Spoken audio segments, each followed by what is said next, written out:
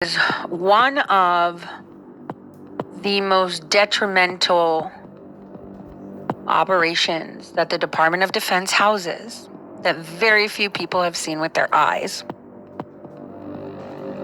It was why Eisenhower gave the farewell address that he gave. Ladies and gentlemen, the President of the United States. Good evening, my fellow Americans.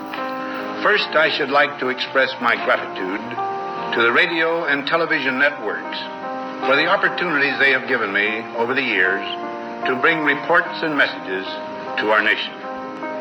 3 days from now, after half a century in the service of our country, I shall lay down the responsibilities of office as, in traditional and solemn ceremony, the authority of the presidency is vested in my successor. This evening, I come to you with a message of leave-taking and farewell, and to share a few final thoughts with you, my countrymen. Like every other citizen, I wish the new president and all who will labor with him Godspeed. I pray that the coming years will be blessed with peace and prosperity for all. Our people expect their president and the Congress to find essential agreement on issues of great moment, the wise resolution of which will better shape the future of the nation.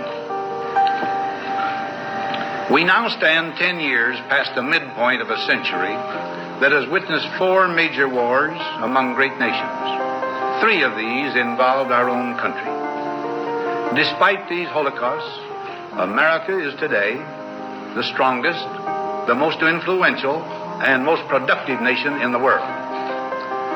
Understandably proud of this preeminence, we yet realize that America's leadership and prestige depend not merely upon our unmatched material progress, riches, and military strength, but on how we use our power in the interest of world peace and human betterment. Throughout America's adventure in free government, our basic purposes have been to keep the peace, to foster progress in human achievement, and to enhance liberty, dignity, and integrity among peoples and among nations. To strive for less would be unworthy of a free and religious people. Any failure traceable to arrogance or our lack of comprehension or readiness to sacrifice would inflict upon us grievous hurt, both at home and abroad.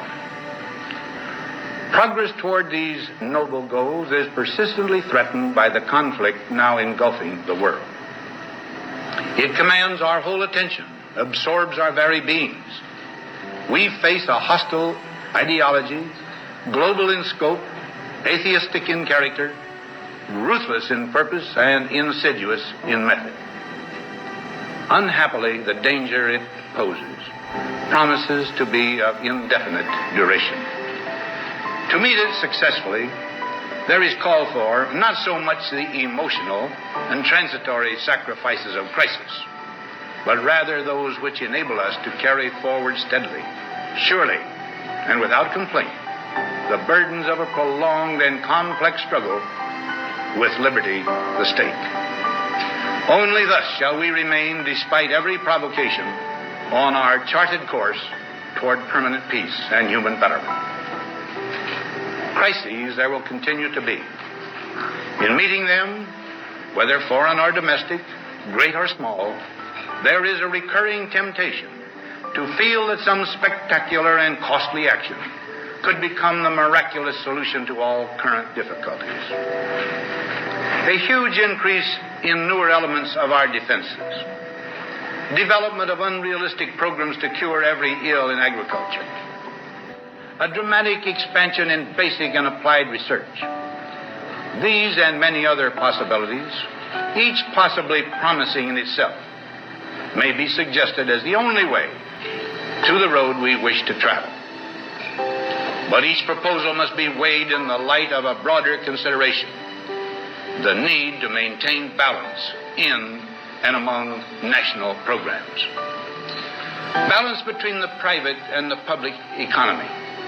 Balance between the cost and hoped-for advantages.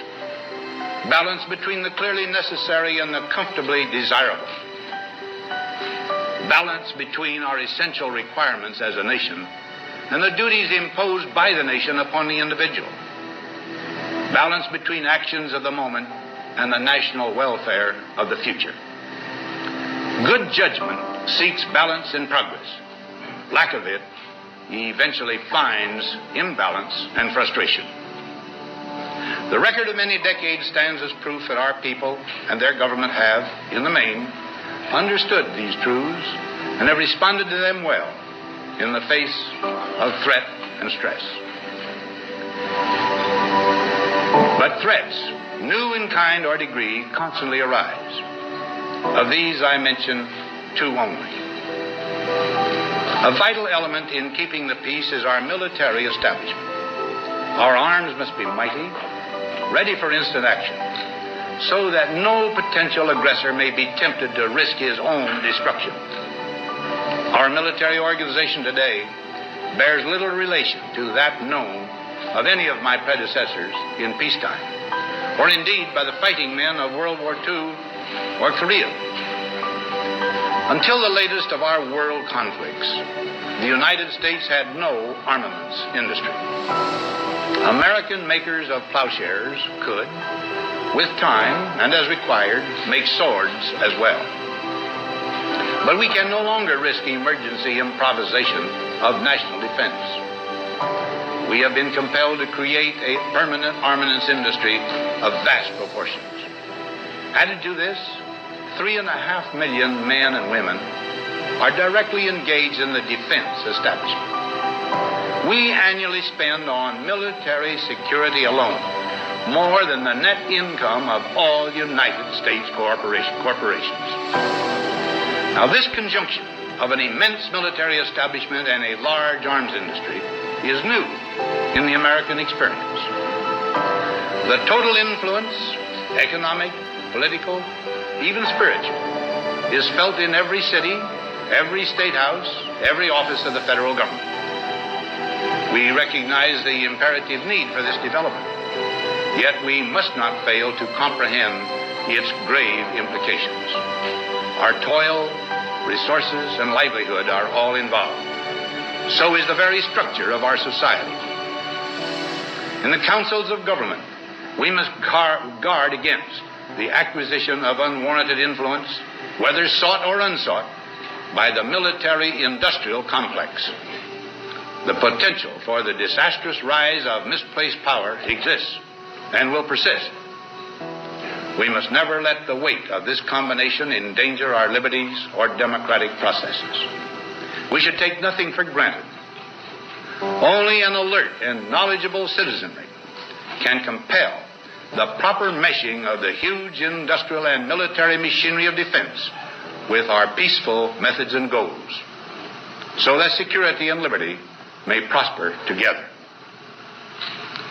PSYOP. SIOP.